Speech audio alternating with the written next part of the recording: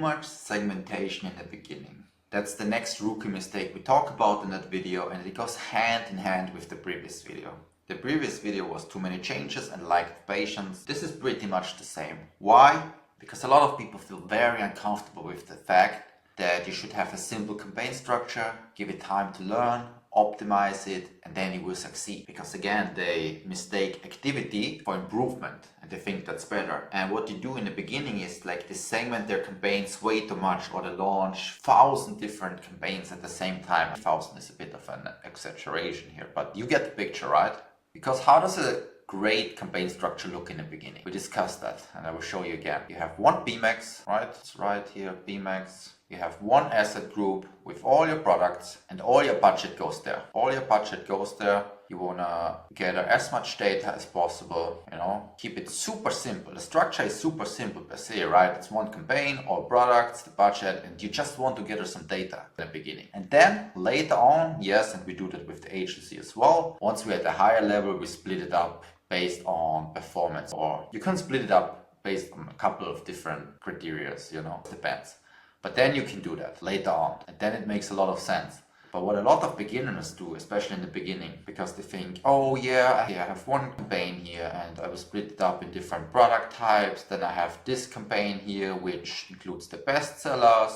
Then I have a campaign for men only. Then obviously we need a campaign for women. Then let's A/B test something in that campaign. Blah, let's optimize something in the feed here.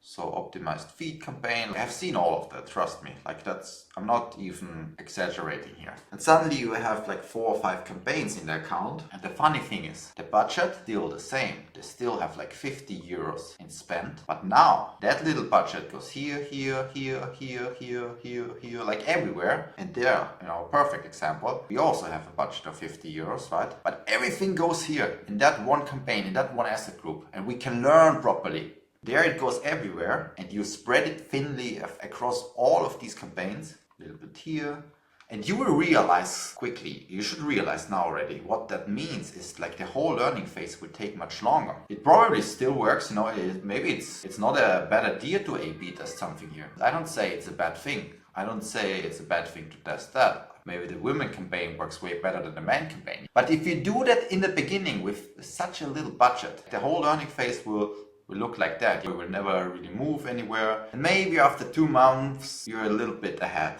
compared to your starting point. But if you do it like that, it will look similar in the beginning. You just have to get through the learning phase, but then it will take off. Then you will get some traction. And then you are there.